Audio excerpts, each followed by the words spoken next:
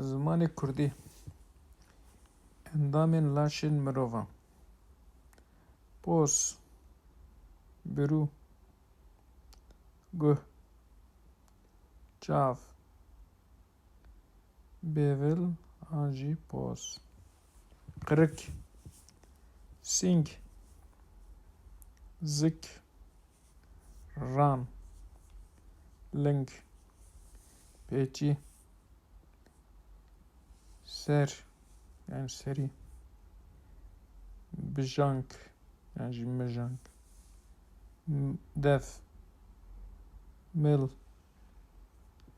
dest, tilî, çok, pî. Her mirovek deh tiliyê wan heye. Her mirovek du piyê wan heye. Her mirovek du çavê wan heye. Her mirovek du guhê wan heye.